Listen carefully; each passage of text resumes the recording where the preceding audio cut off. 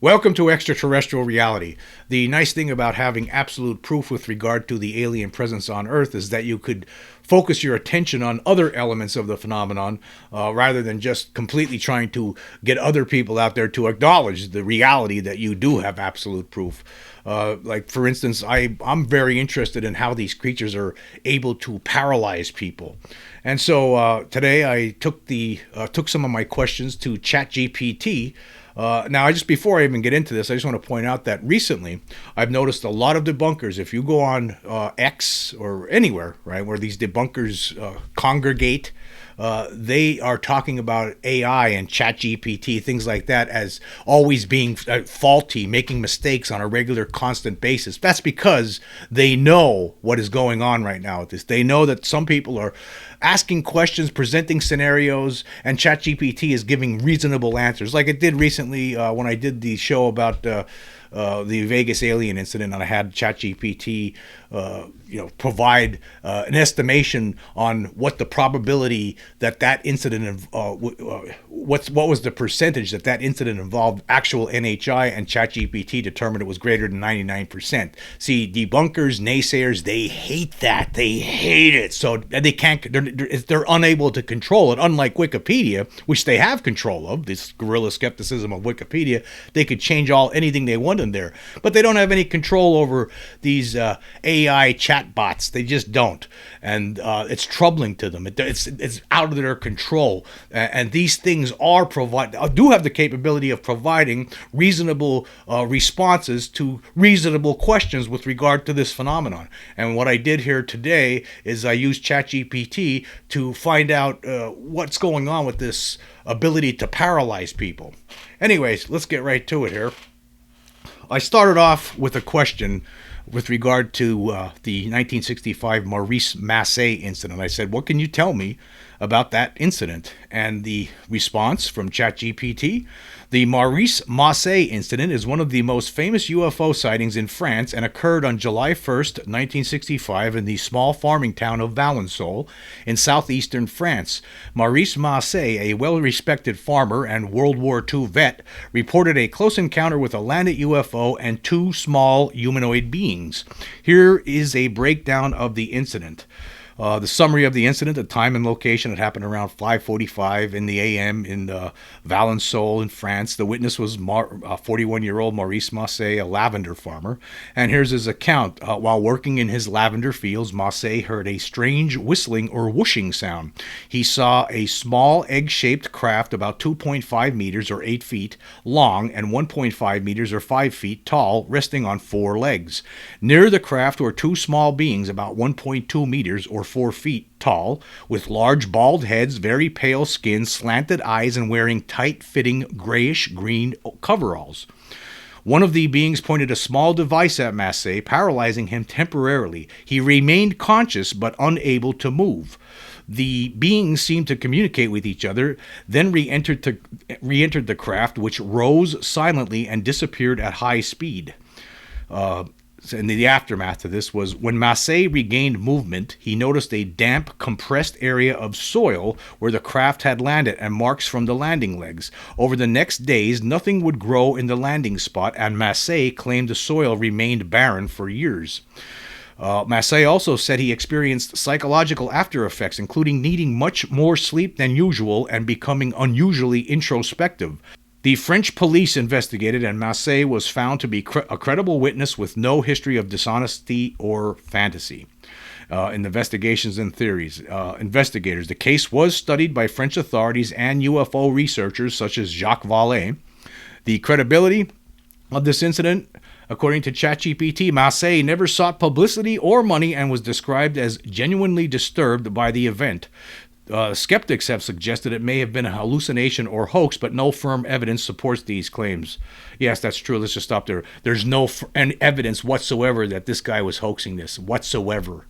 That won't stop. That hasn't stopped debunkers over the years from saying that this must have been a hallucination or a hoax, because they just don't believe this phenomenon just out of hand. It doesn't matter what sort of evidence you present to them; they just don't believe in it. Ufologists often cite the Massey case as one of the most compelling close encounters of the third kind reports due to the physical evidence and Massey's solid reputation. Then I asked the question, I said, can you name another case where alien creatures temporarily paralyzed a person? And the response is yes. One notable case where alien beings allegedly temporarily paralyzed the witness is the Herbert Schirmer abduction case of 1967, which took place in Ashland, Nebraska. The date was December 3rd, 1967, in Ashland, Nebraska. It was a 22-year-old police officer named Herbert Schirmer. At about 2:30 a.m. while on patrol, Schirmer saw flashing red lights near a highway intersection. He approached and saw a metallic, oval-shaped object about 20 feet long with landing gear extended. As he got closer, the object lifted off silently and disappeared into the sky. Schirmer returned to the police station and noted in his log, saw a flying saucer at the junction of highways 6 and 63, believe it or not. He noticed that about 20 minutes of time had passed that he could not account for. So then he went under hypnosis, and under hypnosis, which was conducted by Dr. Leo Sprinkle at the University of Colorado, Schirmer recalled that he had been approached by humanoid beings approximately 4 to 5 feet tall with cat-like eyes, tight silver uniforms, and a winged serpent emblem.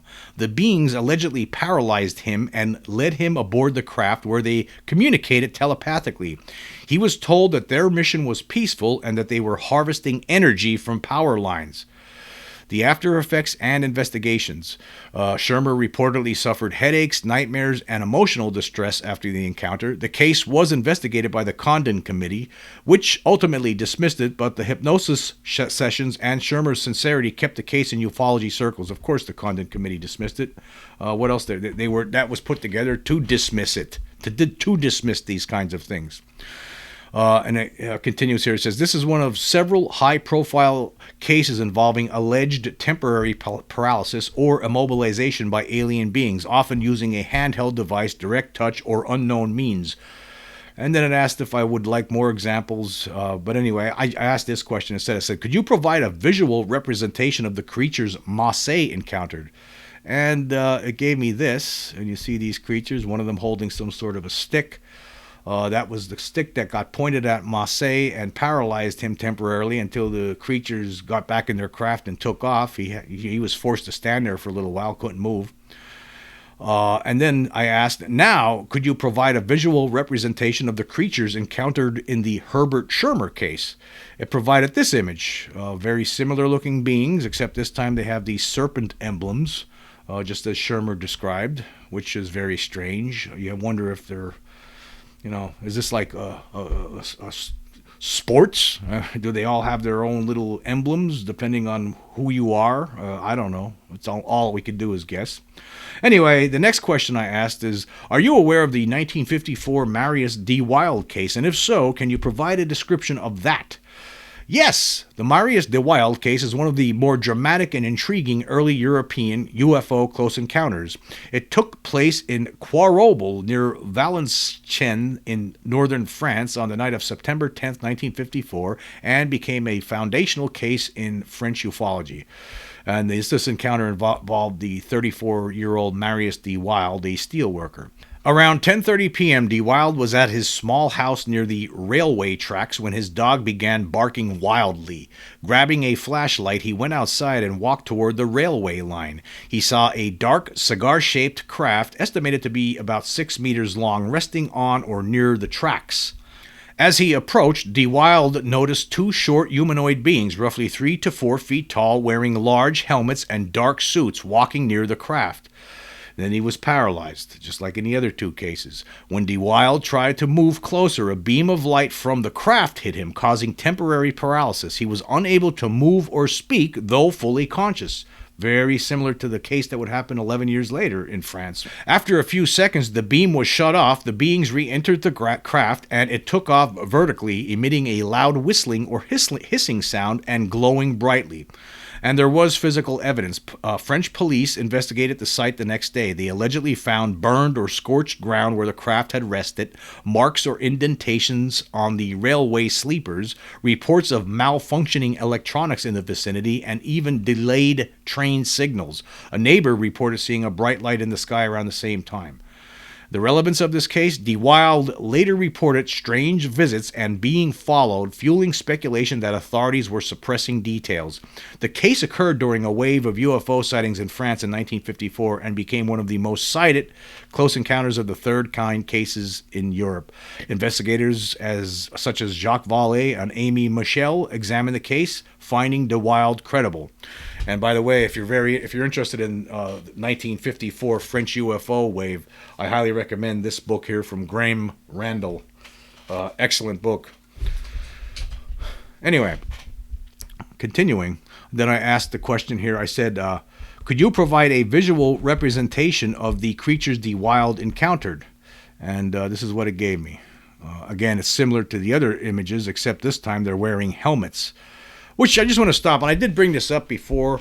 It seemed like a lot of the earlier cases, like in the 50s, into some, and even some in the 60s, and there were other cases in the 70s. Sometimes these beings have helmets on, but it seemed like a lot of the earlier cases, there were more incidents with creatures wearing helmets than there were without creatures wearing helmets. It seems to me. That's what it seems like to me. Maybe I'm wrong about this, but from a lot of the stuff that I've read, early encounters like this, seeing these creatures walking about, they were wearing some sort of helmet. Even in the 1957 Antonio Villas-Boas incident, those creatures that he encountered were wearing some sort of masks over their face, like they needed some sort of a breathing apparatus. I wonder if the creatures that were coming here initially, they just weren't modified correctly yet to survive properly in our atmosphere. I wonder, and then because years later it seems like more and more encounters with these creatures, they didn't have any sort of coverings on their face. They were just walking around. You saw their bald heads and their big eyes, and just like in the Las Vegas incident where we see the aliens, it doesn't seem like any of them were wearing any kind of helmet, but in a lot of the earlier cases they wore. Anyway, continuing here, I asked this question. I said, what is the likelihood that all the creatures described in these separate encounters are the same species? And the answer is this. It says, the likelihood that the beings described in the Massey, Schirmer, and De Wilde encounters are the same species depends on how strictly one interprets species and what criteria are applied. Here's a breakdown of the relevant comparisons. Number one, it has morphological differences.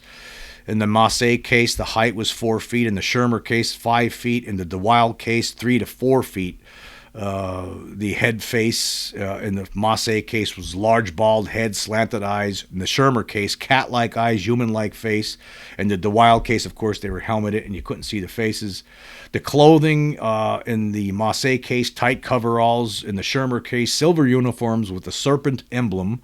In the De Wilde case, dark suits with large helmets. And then the other traits, though, they all had the paralyzing device. The Massey case had the paralyzing device. The Schirmer case had telepathy and energy harvesting, and also it did have the paralysis. And De Wilde had the beam-induced paralysis. And then some overlapping traits. All are short humanoids. All wear tight uniform-style clothing or suits. All cause or induce paralysis or control over the witness. All display nonverbal or telepathic communication or avoid verbal interaction. All are associated with structured craft showing technological sophistication. And then number 3, the differences that challenge a shared species identity. The facial features range from unseen in the De Wilde case to distinctly alien in the Massey case to almost human in the Schirmer case. Uniform symbolism, like the serpent emblem in Schirmer, is not present in the other cases. Varying craft shapes, egg-shaped in the Massey case, oval-shaped in the Schirmer case, and cigar-shaped in the De Wilde case. The behavioral variance. Massey's beings seemed botanical or scientific. Schirmer's communicated and explained, while De Wilde's offered no interaction. The conclusion, it is not likely from a biological or ethnographic standpoint that these beings are from the same species, at least not in a narrow definition. However, they could plausibly be from the same broader group or alliance, like human races within same species or different species within a cooperative confederation. This is a theory often floated by ufologists that various alien types work together or appear under similar behavioral patterns, but the physical and symbolic disparities suggest multiple origins or agendas. And then the next thing I asked was, what sort of technology are these creatures using to paralyze people, if you were to speculate? And here was the response. If we speculate based on reported patterns in UFO encounters, including the Massey, Shermer, and De Wilde cases, several plausible technologies could explain the temporary paralysis experienced by witnesses. These can be grouped by type, drawing from real-world physics, speculative science, and advanced neuroscience. So the first thing they have here is directed energy weapons, or DEWs. And this concept includes beams of focused energy like microwaves, lasers, or electromagnetic radiation that disrupt muscle control or nervous system function. Basis in science, the United States and others have experimented with directed energy weapons. Example, active denial system. The application of focused beam could disrupt neural signaling, resulting in immobility without loss of consciousness, like the Massey and De Wilde had experienced. Number 2, electromagnetic neuroinhibition. This involves electromagnetic fields specifically tuned to interrupt electrical activity in the human nervous system. And the mechanism, it could suppress motor cortex activity or signal transmission along the spinal cord temporarily. And under support, it says transcranial magnetic stimulation, or TMS, already does something similar in labs on a much more primitive scale. Number 3, sonic or infrared sound paralysis. The concept behind this is the use of extremely low frequency, or ELF, sound waves to disrupt the inner ear, balance, or brainwave function. The effect, it can create disorientation, confusion, even unconsciousness or paralysis if finely tuned. And there's a note here. It says infrasound has been studied for its ability to cause anxiety and physiological effects without being heard. Number 4, psychotronic or mind control technology. And this is a speculative concept. It says devices that manipulate brainwave patterns or consciousness directly using unknown fields or quantum principles. Examples and reports, many alien encounters involve telepathy, lost time, or immobility without visible devices, suggesting non-physical influence. And the basis of this aligns with fringe theories involving scalar waves, zero-point energy, or even quantum entanglement, though these remain unproven. And then number 5, it says here pharmacological/vapor-based paralysis, and this is less likely in these cases, however. This concept, it says use of a rapidly acting chemical or aerosol to induce immobilization. And it says here why it's unlikely here: no reported smells, residues, or need for proximity. Paralysis is often instant and beam associated.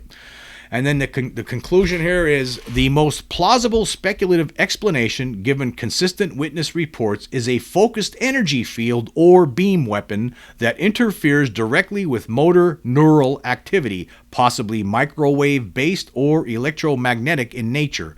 The lack of physical damage, reversible effects, and remote induction all support a highly advanced, non-lethal neuromuscular disruption technology. And let's see what I asked it next. Then I gave it a really bad picture, a bad still image that I took from the Vegas case. You could barely see it here. There's a creature right here. And I asked it could you examine this image and tell me what you see?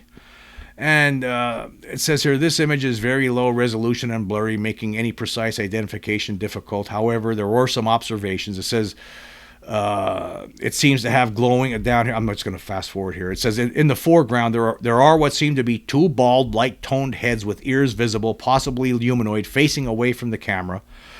In the background, partially obscured and darker, is a humanoid-looking shape. Notably, it seems to have glowing or reflective eyes, which stand out. The figure appears to be standing upright with an arm or hand partially visible. The body outline is somewhat blocky or indistinct, which could be due to motion blur or compression. Now you look at this image again. This is what it's talking about right here. Now I have a better image of this, and I actually think that this might be one over here, but I can't say for sure. But I know that the image that later on I present was a better image of that creature, and we'll get to that later. Anyway, and then it provided two different speculative interpretations. Number 1, alien UFO enthusiast interpretation, the background figure could be interpreted as a non-human entity with reflective eyes and a dark body, similar to some reported sightings, e.g. the Las Vegas 2023 backyard incident or traditional gray alien depictions. Now, let me just stop there for a second. Now, I did not tell at this point, anyway, I did not tell ChatGPT that this was from the Vegas incident, which, by the way, it had already determined the last time I had a chat with this chatbot. It already determined that there was a greater than 99% chance that that incident involved NHI. And then it also has the skeptical interpretation. This could be a camera artifact, pareidolia, or even a person in shadow. The eyes may simply be reflections from a light source on objects like glass or metallic surfaces. And but that obviously is not the case, because we know that there were aliens in the backyard. And that thing, by the way, if you watch that video closely, it moves around too. So anyway, continuing here. And then it says, important note, without further context, it's impossible to verify authenticity or determine if this is part of a hoax, a misinterpreted mundane event, or something more anomalous. See, that was the problem. I didn't tell it what it was. I just asked it, what do you see here? But it did say one of the things it sees there is a humanoid shape. Okay. Then I gave it this image. Now, this is an image that one of my subscribers had provided to me, Sean Catlin. He had a line drawn around this, so I used his image here because that was a pretty good brightened image of one of the creatures standing by the heavy equipment. And I wrote, here is a brightened screen capture from the same video source of the same humanoid from the previous image. A yellow line was drawn above the figure in this side-by-side picture of the same thing.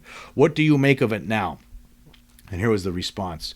Thank you for providing the brightened and highlighted version. Here's a closer analysis of the updated image. Key observations: humanoid head shape. The outline traced in both frames indeed matches what one might interpret as a large, bulbous head reminiscent of the classic gray alien profile, broad cranium tapering toward the chin. Dark eye-like regions. The central face area seems to include two dark round patches in the approximate position of eyes, possibly large and slanted, which enhances the non-human appearance. Shoulder and torso hints. Below the head, the dark mask continues into a form that may represent shoulders and upper torso, though heavily obscured and pixelated. Reflective/glowing point. The white spot near the right cheek from our view could be a specular reflection.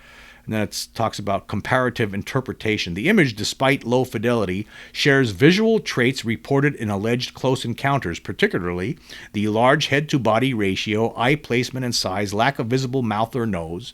It is visually consistent with the 1996 Virginia Brazil creature, bulky head, faint eyes, barely defined facial features. I wonder if James Fox is listening. Some still frames from the 2023 Las Vegas backyard footage. Of course, it matches up with some of those. And descriptions from Marseille and De Wilde, where small humanoid beings with large heads were seen. Okay, and then it has some cautions in interpretation. The low resolution and heavy pixelation makes it easy for pareidolia, seeing patterns, especially faces in random data, to influence perception. Brightening and line overlays can unintentionally bias interpretation toward human or alien features. This could be a reflection, shadow, or misinterpreted figure, a person in dark clothing, or an object resembling a head when partially obscured. Conclusion. While not conclusive, this enhanced image strongly suggests a humanoid form with classic alien features under the interpretation lens many apply to anomalous encounters. The proportions and facial structure align with some historical encounter reports, though due to the image quality and lack of context, it still lies in the realm of suggestive, not definitive evidence. But of course, let me just stop there again. Now, I didn't really get into a big debate with ChatGPT over this. The thing about it is, though, we already know that the video itself, right, is it wasn't tampered with. It was authentic. It was authenticated by experts. So we already have that in the bag. We know that there's multiple different beings on there. So I just want to point that out, because I know there might be some skeptics out there that for a second they might have been getting excited. And then anyway, I asked this. This is the next question. I said this. I said the previous images were extracted from the 1 minute and 41-second cell phone footage captured by the Kenmore family during the 2023 Las Vegas alien incident, which ChatGPT previously determined during a different chat had a greater than 99% chance involved actual non-human intelligent creatures. During the incident, one of the witnesses, teenager Angel Kenmore, said he became paralyzed momentarily when his eyes met the eyes of an alien creature. The father, Bobby Kenmore, said he felt a strange energy and suffered temporary paralysis when he walked out the back door while the creatures were still in the yard. Does this sound like the same technology employed in the previous cases mentioned?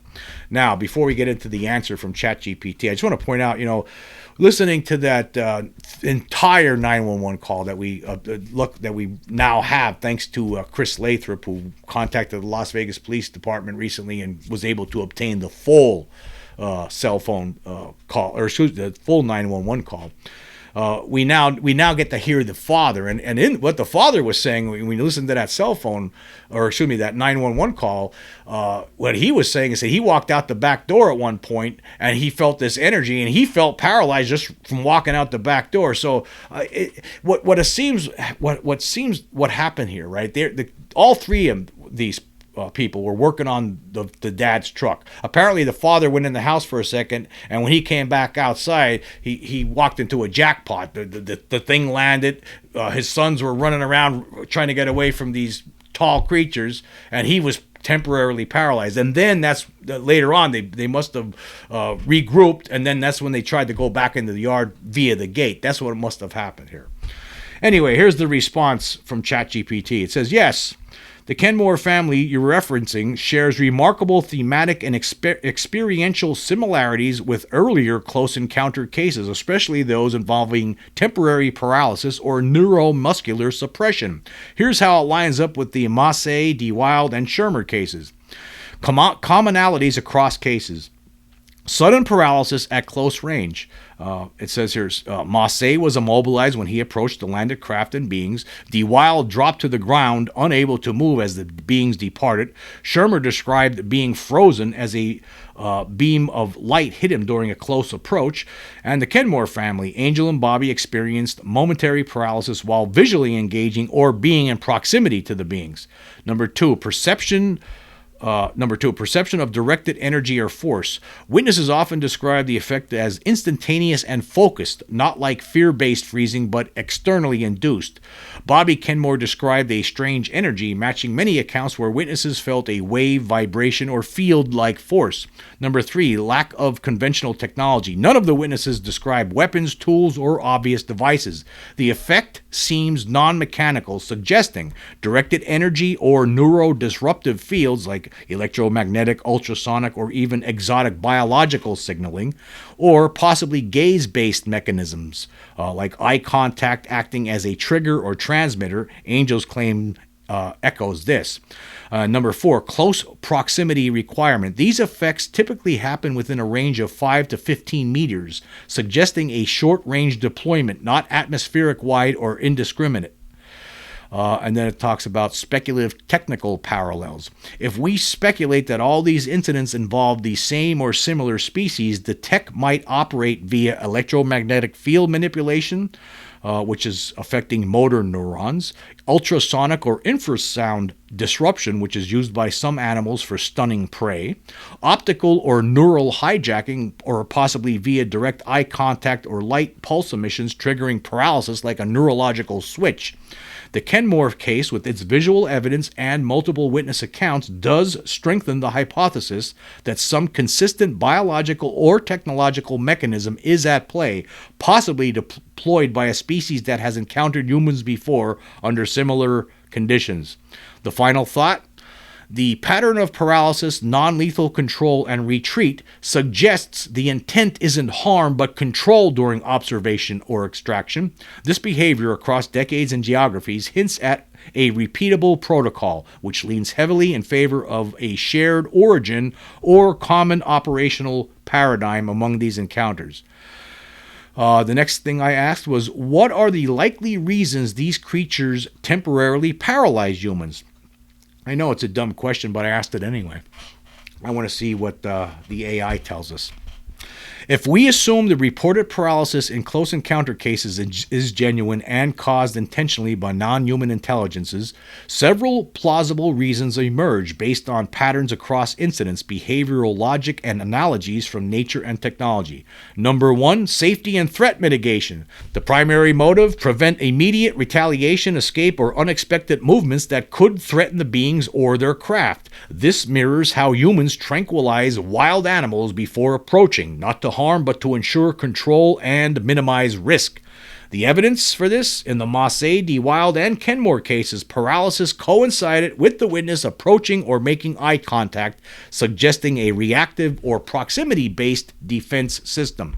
Number two, scientific or biological examination. Paralysis may be a prerequisite for examination, sampling, or data extraction. It prevents interference or contamination during whatever procedure is being conducted, whether physical, mental, or energetic. And the parallel here in the Shermer and Pascagoula cases, witnesses described being examined or scanned after being immobilized. Number three, psychological control and memory management. Some reports suggest that immobilization is paired with altered states of consciousness, missing time, or telepathic communication. Paralysis could be a part of a mind state induction protocol to calm the subject, suppress panic / fight or flight response, facilitate information transfer, or memory suppression. Number four, field effect or incidental technology. It's possible the paralysis is not deliberate, but a side effect of the being's propulsion, shielding, or environmental tech. Humans entering the vicinity of their energy fields may suffer temporary neural disruption, akin to EMF or radiation sickness, but more localized and reversible. Angel Kenmore's experience of paralysis during eye contact might indicate either a directed gaze-based effect or a sensorial overload triggered by proximity. That might be the case. We just don't know. See, this is, all we could do is speculate. This is why we need to get more scientists interested in this, to study these things, to figure out what's going on with these creatures and how they're able to do these things to us, rather than novices resorting to ChatGPT for answers. Okay, the next one, number 5, observation without interference. Immobilizing a witness allows the beings to observe human behavior in a raw, unfiltered state without us reacting, fleeing, or corrupting the scenario. It could reflect an anthropological or behavioral science interest. Number 6, ethical limitation or non-lethal constraint. The use of temporary paralysis rather than injury or abduction in many cases might reflect ethical restraint, a way to interact without causing permanent damage, or it could be a form of non-lethal compliance enforcement, akin to a taser rather than a firearm. The final analysis, the consistent use of temporary, localized, and reversible paralysis across decades suggests an intentional, evolved, and non-aggressive strategy for controlled contact or study. These beings, if real, appear to favor minimally invasive control over force, pointing to a highly advanced and possibly non-hostile intelligence. The next thing I asked was, what are the possible preventative measures, if any, a person could take to potentially avoid paralysis by an NHI? If we take the idea, this is the answer, if we take the idea seriously that NHI are capable of inducing temporary paralysis in humans, then any preventative measures would be highly speculative but could be informed by patterns, science analogies, and witness behavior. Here are some possible preventative strategies that could theoretically reduce the risk of being paralyzed during such an encounter. Number 1, avoid direct eye contact. The rationale in several cases, eye contact triggered paralysis or psychic effects. Prevention, break visual contact immediately, or use peripheral vision if forced to observe the entity.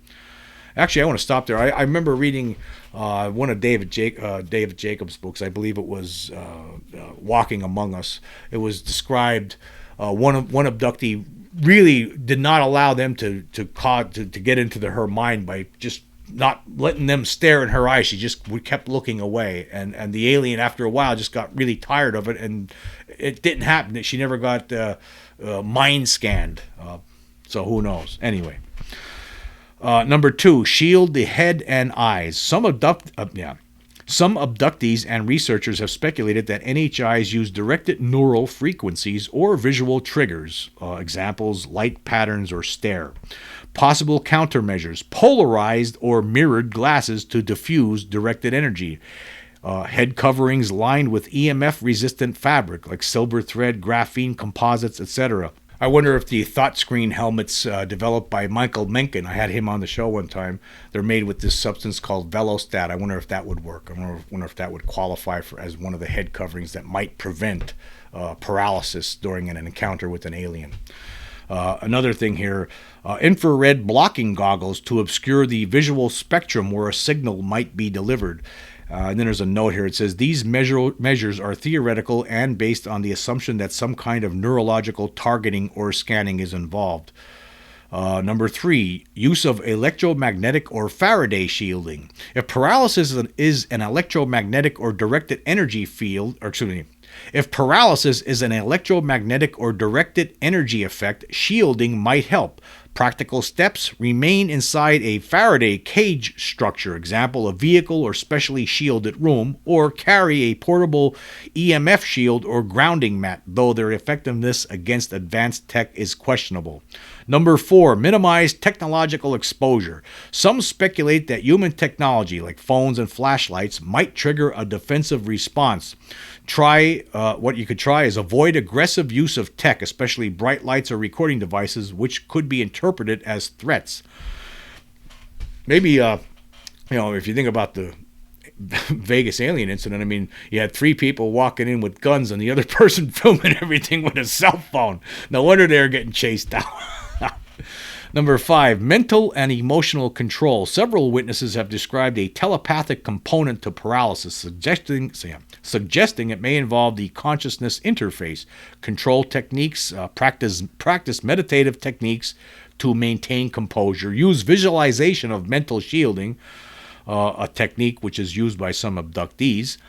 Repeated mental resistance phrases, you have no power over me, etc., may stop paralysis, but could reduce memory disruption or foster internal strength.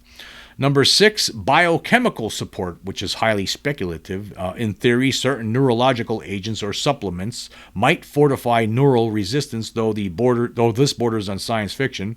There's no evidence that medications or supplements can block NHI paralysis, but maintaining brain health may help restore function quickly. Number 7, keep barriers between you and the entity. Reports show paralysis is more likely when the person is outdoors or in direct line of sight. What you could try is observing through windows or cameras, remaining behind physical obstructions like walls, fences, and doors.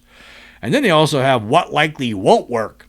Firearms or aggressive posturing. That may provoke stronger defensive responses. Attempting communication, don't do that. Paralysis often seems to occur before or during any interaction, suggesting communication doesn't prevent the effect. Running, most witnesses are immobilized before they can move. And then they have a summary table here that presents everything here. Avoiding eye contact. They have the plausibility of it is they have it listed as moderate. The risk is low. EMF shielding or the Faraday cage, they have the plausibility listed as low to moderate, with the risk being medium.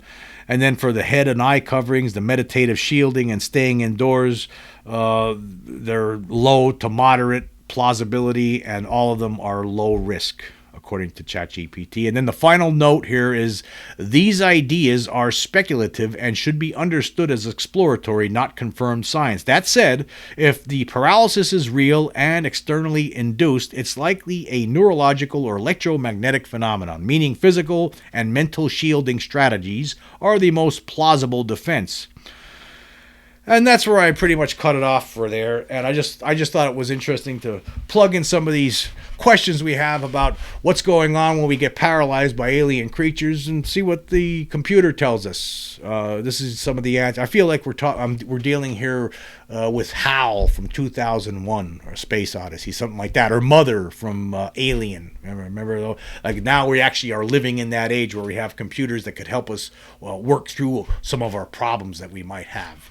because these things have access to all the information out there, basically, and they could form reasonable conclusions to some of these strange questions, right, that we have with regard to this phenomenon. We're getting answers from by doing this. This is right now, this is a fun way to generate some possible answers about what's going on, how they're doing it, and what we could do to prevent it. See, this is the kind of stuff that our scientists should be looking into right now. Not just secret government scientists, but all scientists. The stigma should be gone at this point, but it's still not. At some point in the future it will be, and we'll be having our experts, every expert, very interested in this subject and trying to find answers to these questions that we have, these problems that we have, that these issues that these creatures present. Obviously, these creatures have the ability to paralyze. There are just too many reports, and we have actual evidence now that shows that these creatures are real. So see, this is the issue this is why a lot of people don't want to acknowledge this incident. I'll tell you why. Is because once they do, right, if you acknowledge this incident, like if you're a debunker and you acknowledge this, that means it makes all these other cases, everything they said about these other cases, they would have to acknowledge that, yeah, I guess that could involve the Lonnie Zamora case. I guess I have to say now that could have involved aliens. The Pascagoula case, I guess I have to say now that did involve aliens, right? That's what they would have to do. The Ariel School incident, which obviously involved aliens, there's just no way all those kids lied. I mean, they would have to admit to these things. It opens up everything. Like these arguments that debunkers have with UFO enthusiasts online, right? About, for instance, the Pentagon videos, the leaked UFO videos from the Pentagon. Then all these people who are naysayers, all of a sudden they have to say, well, you know what? I guess one of the possibilities is that it is NHI. That's the problem that they have. That's why they don't want to touch this. Nobody wants to talk about it. They want to keep it status quo right now. They're not ready for the world to know that we actually have absolute proof now that shows there's something here. But what we should be doing is things like this. We should be studying it, trying to figure out some of the problems that these creatures present, like paralyzing us.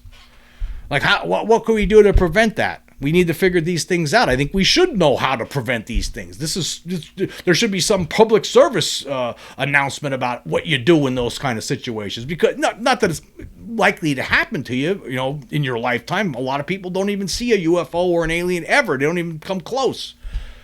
But still, it would be nice to have that knowledge in the back pocket of what to do if you do come across a creature. Maybe there's something you could do to get out of there before they do paralyze you and drag them on your craft. Maybe there's something we could do to prevent all of these kinds of instances of paralysis by aliens. Anyway, I just want to say this. I want to say thank you all for joining me today. Until next time.